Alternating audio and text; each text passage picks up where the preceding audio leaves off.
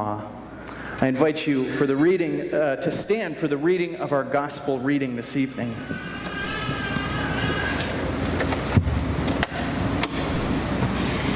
Our gospel this evening comes from Matthew, the 15th chapter. Jesus left that place and went away to the district of Tyre and Sidon.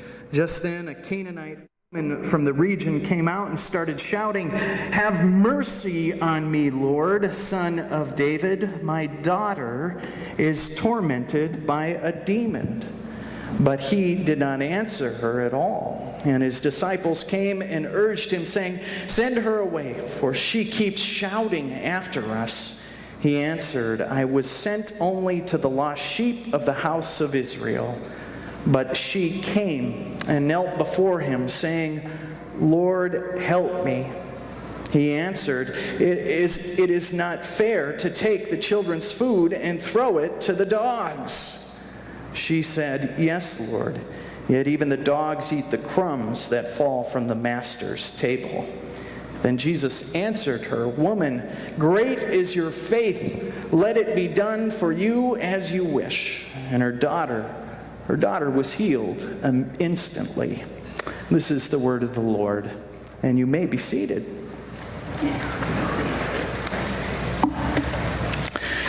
Some 15 years ago, I remember it like yesterday, I remember gathering together with some really great friends for an afternoon of fun at their house. There were 5 or 6 families who were going to get together that afternoon, and I remember as this impromptu party grew, as successive families arrived at our friend's house, as the noise level in that house got louder and louder and louder, and that quiet, peace-filled house on that Sunday afternoon got wilder and nuttier and crazier on that afternoon. It was actually a pretty darn chaotic house. By the time all those families, there was laughter, there were children everywhere, and before we knew it, we had one wild party on our hands. It was loud, and it was a ton of fun for all. All, that is, except for my friend's 3-year-old daughter, Becca. Now, Becca is the concrete sequential one in their family, and this party for Becca had gotten way out of hand. It was far too much, and so she marched into the kitchen where most of us were gathered together, and at the top of her lungs, she screamed at all of us. She screamed, "Order! Order! I need order! We need order in our house," she said. To which, as you can imagine, we all bust out laughing, I can't help but think of little Becca that day when I read our lesson today from the book of Matthew. I imagine those Pharisees looking at Jesus way back when, and his band of disciples, they looked at them just like Becca looked at all of us that day we were partying away. Order! I imagine those Pharisees yelled at Jesus, "We need order." You see, folks, our reading today is preceded by a big, long argument. A big, long argument Jesus is having with the Pharisees, those religious muckety-mucks that we talk about from time to time. He's having an argument over, get this, hand washing. Bear with me here. Yes, Jesus is arguing with the Pharisees in the reading right before our reading today about hand washing. The Pharisees asked Jesus, "Why don't your disciples wash their hands before eating?" If you're like me, I ask my kids that all the time. Wash your hands, Well, you see, our reading today, in that reading, those Pharisees, when they ask this, they aren't just asking about clean hands. You see, what they're asking about is tradition. What they're really asking is, Jesus, why don't your disciples follow tradition? Why do they break the long-standing traditions of the elders who taught such things? There are rules about washing, rules that define our relationship to God, our faithfulness to God. Why do you not follow the rules, Jesus? And to go even further, what the Pharisees, I think, are really asking is, why do you defy the covenant we have with God? Jesus, they seem to say, we need more order from you and your disciples. You see, for those disciples, those rules, those practices, those holy books, they were all what defined their relationship to God. And it was clear in their holy book. There was order as to how things were supposed to be, and that order does not change. It doesn't change. And so Jesus steps in and doesn't really help those of us who are trying to teach our kids to wash their hands before dinner. He says that this hand-washing business is ridiculous. It really doesn't matter. He suggests, if you will, that things need to change. And for those Pharisees, well, those Pharisees just can't imagine it. For them, it's all about order, especially when it comes to faith. Things just don't change. Well, that's what happens right before our reading today. And that's when we encounter Jesus in our reading today. You see, Jesus has just had this conversation about hand washing with the Pharisees when he encounters a woman I like to call Dog Lady. Dog Lady. She's Dog Lady. She comes to Jesus like a dog. Read the story. She's crazy. She comes shouting and barking at him, yelling out. She comes to his feet, it says. I imagine her slobbering, barking, crying. She's a mess. She's an outsider too, by the way. From the other side of the tracks, a Canaanite woman, a longtime enemy of the Israelites. Help me, she says. Help me, Jesus, she screams. You have to. My daughter, she needs your help. Huh? Of course, the scene she creates is kind of a big embarrassment for Jesus and his disciples. The disciples want to get rid of her. They want to send her off, right? But Jesus in our reading today, he talks to her. But he talks to her with words, to be honest, that don't sound so Jesus-like. Jesus doesn't sound all that loving or inclusive or caring, to say the least. You see, as I said when we began our service today, he calls her a dog. He does. He says, woman, why would I help you? You, an outsider.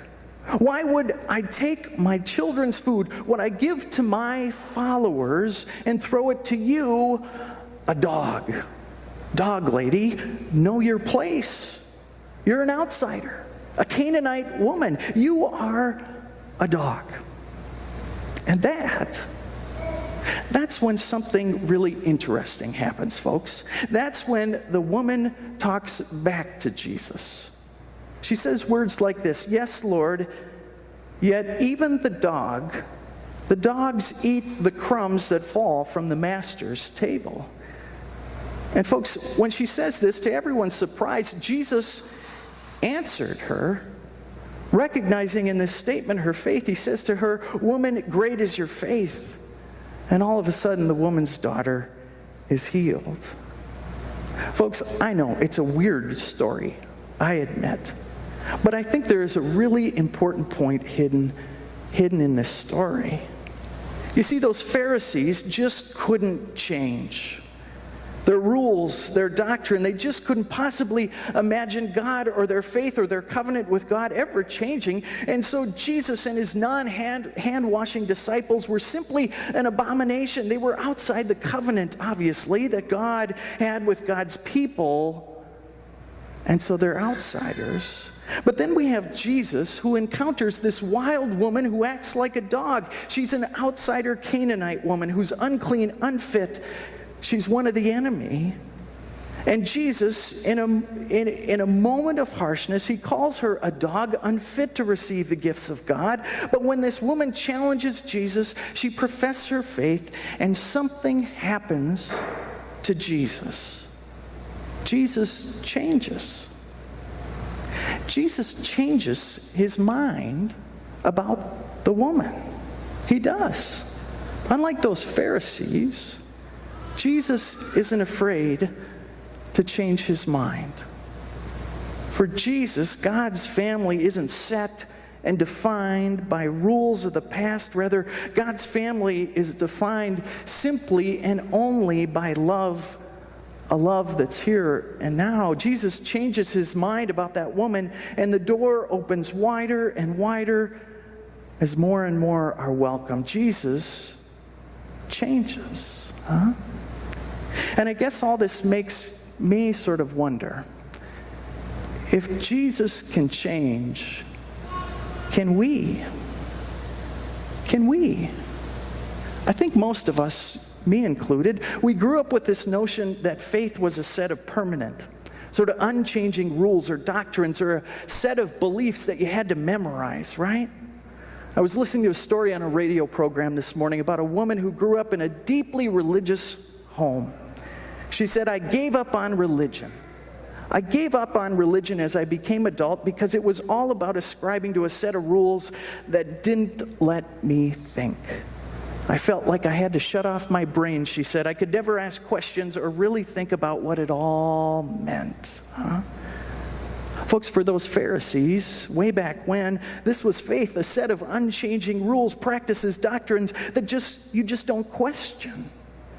But as we hear the story of Jesus, this isn't the faith of Jesus. Because we find out today that for Jesus, Jesus isn't afraid of change, of changing his mind, of opening that door just a little bit wider and wider, of thinking and wondering, asking questions, even if those questions come from this wild, wild lady. If Jesus can change, can we?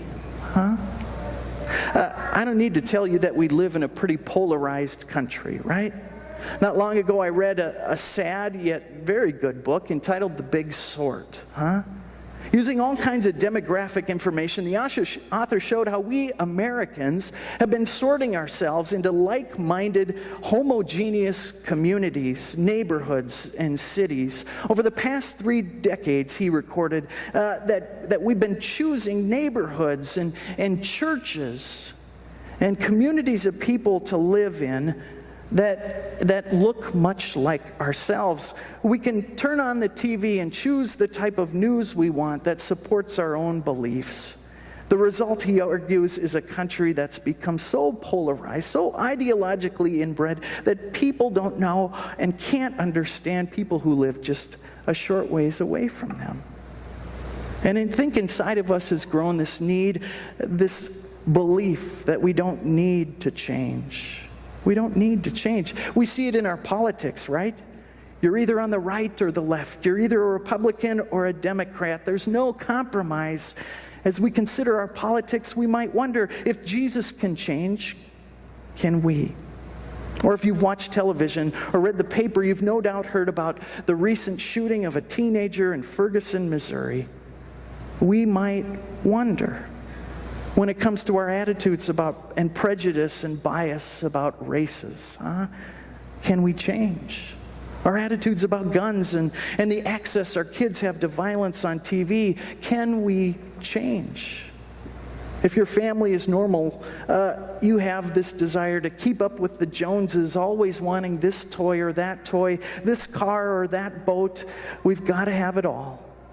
We might wonder, if Jesus can change, can we? As we start a new school year, I hear families bracing for another year of the rat race, needing their kids to be in every activity. Families constantly on the run, strung out, never able to say that magic word, no. We might wonder, if Jesus can change, can we? And folks, when it comes to our church, we all know plenty of people, a son, a daughter, a sibling, a neighbor, maybe a friend who, for one reason or another, is turned off by church and the life of faith. I sometimes wonder, what would it be like for each of us to ask one of those important people in our lives, why? Why isn't church meaningful? And don't argue with them. I like to do that a little bit too much. Don't try and persuade them. Maybe you just ask a follow-up question. What would make church and faith more meaningful? And then just listen. Just listen, like Jesus listened to that wild, crazy lady in our story. And then maybe we could have some conversation together. Because if Jesus could change, could we? Could we change in such a way that, like Jesus, we open our doors even wider? That those who are turned off and put out with church might find a place here in our midst, that more and more may experience what you and I experience in this community of love and joy.